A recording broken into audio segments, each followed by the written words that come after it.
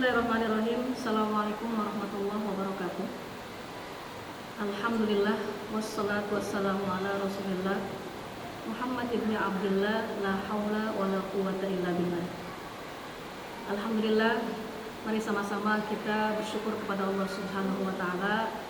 Hari ini tanggal 14 bulan Sya'ban tahun 1442 Hijriah, bertepatan dengan tanggal 28 Maret 2021. Kita masih diberikan iman Islam, diberikan kesehatan yang sempurna oleh Allah Subhanahu wa taala, sehingga kita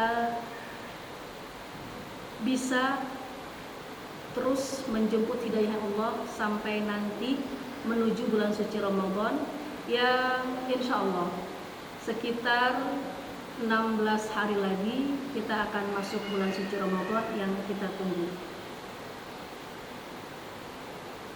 Ramadan kalau kita lihat itu berasal dari kalimat ar-ramad. Ar-ramad itu adalah syiddatul hurrah, sesuatu yang panas, yang menghanguskan.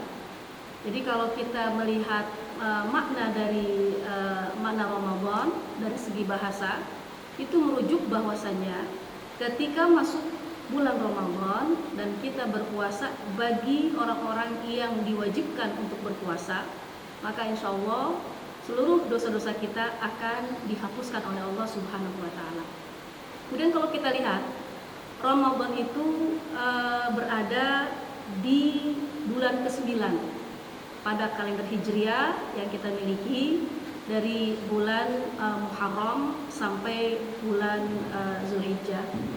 Dan di bulan Ramadan tersebut bahwasanya ada perintah yang Allah wajibkan buat orang-orang yang beriman kepada Allah Subhanahu wa taala, sebagaimana dalam surat Al-Baqarah ayat 183 Allah katakan, ya ayyuhalladzina amanu kutiba alaikumusiyam kama kutiba alal ladzina min qablikum la'allakum tattaqun.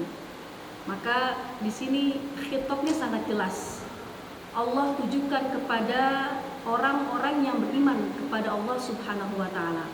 Dan tentunya para ulama fikih memberikan syarat-syarat kewajiban bagi mereka yang melaksanakan puasa Ramadan. Yang pertama, tentunya mereka harus beragama Islam. Berarti muslim dan muslimah wajib hukumnya untuk melakukan puasa Ramadan. Kemudian syarat wajib yang kedua adalah baligh. Nah, baligh berarti menurut mazhab Syafi'i, mereka orang-orang yang sudah mengalami mimpi basah, atau bagi wanita yang mereka sudah mendapatkan haid, atau yang terakhir ketika mereka tidak mimpi basah, ketika mereka belum kedapatan haid tapi usia sudah 15 tahun, maka itu dianggap adalah mereka yang sudah baligh. Yang kedua, kewajibannya, syaratnya untuk melakukan puasa adalah mereka yang sudah baligh. Kemudian yang ketiga adalah mereka yang berakal.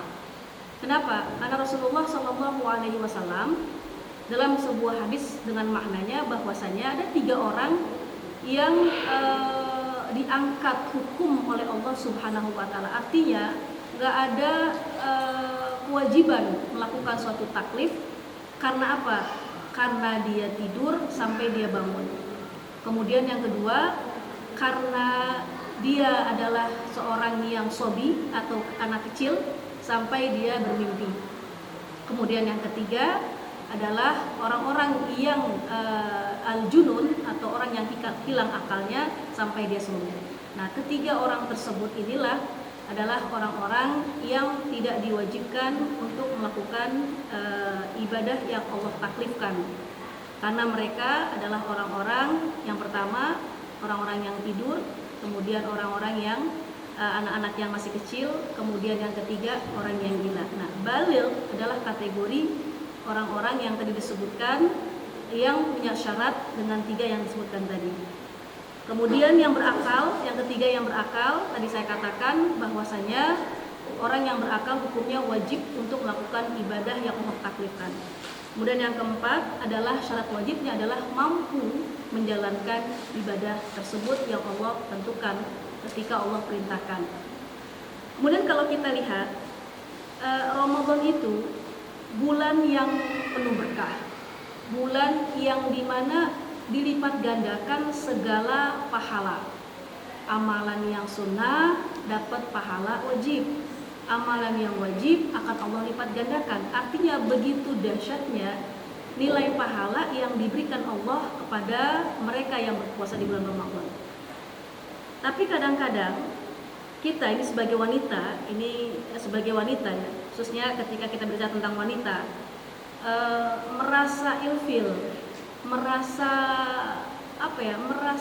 down ketika sudah masuk bulan suci Ramadan dan dia berkeinginan untuk meningkatkan ibadahnya di mata Allah, tapi ternyata ada satu hal yang mungkin secara sunnatullah mereka dapatkan. Apa itu contohnya? Mereka mengalami haid, mereka mengalami nifas.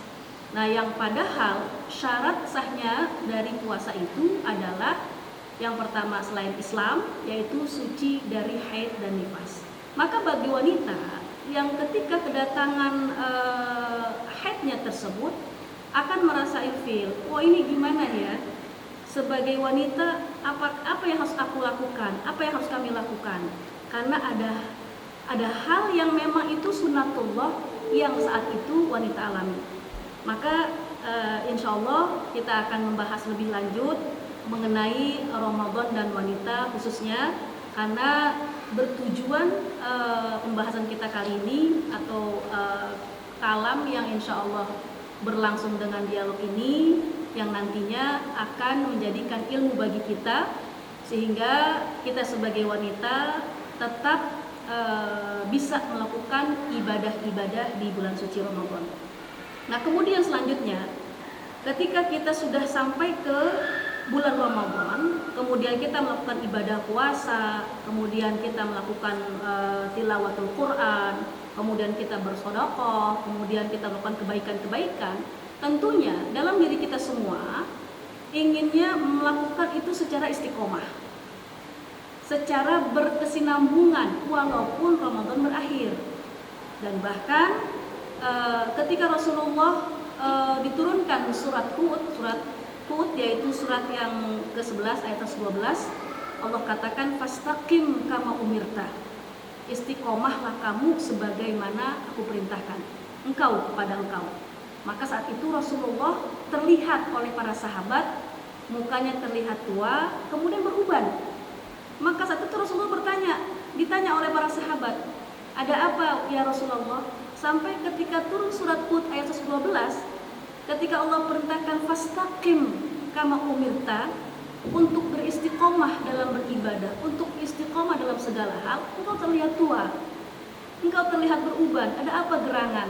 Maka kata Rasulullah SAW, surat Hud yang diturunkan Allah kepada aku, inilah surat yang paling berat buat aku. Kenapa?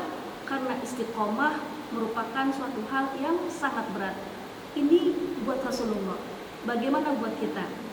Maka perlu bagi kita yang insya Allah kita akan membahas mengenai bagaimana setelah garis finish Ramadan berakhir, tapi ibadah-ibadah kita masih kita lakukan secara kontinu, baik itu sholat malamnya, kemudian dilanjutkan dengan puasa sunnahnya nantinya, kemudian membaca Al-Quran, sedekah, dan kebaikan-kebaikan yang lainnya. Maka kata Rasulullah SAW, ahabbul a'mali ilallahi adwamuha wa in qalla. Sebaik-baik amal yang Allah suka adalah amal yang dilakukan secara kontinu walaupun sedikit. Jadi inilah pentingnya bagaimana ketika kita nanti menuju garis finish Ramadan dan kita menuju bulan berikutnya yaitu bulan Syawal, maka ibadah-ibadah yang kita kerjakan di bulan Ramadan ini adalah ibadah-ibadah yang berkelanjutan, ibadah-ibadah yang secara kontinuitas kita lakukan sebagaimana pada bulan suci Ramadan.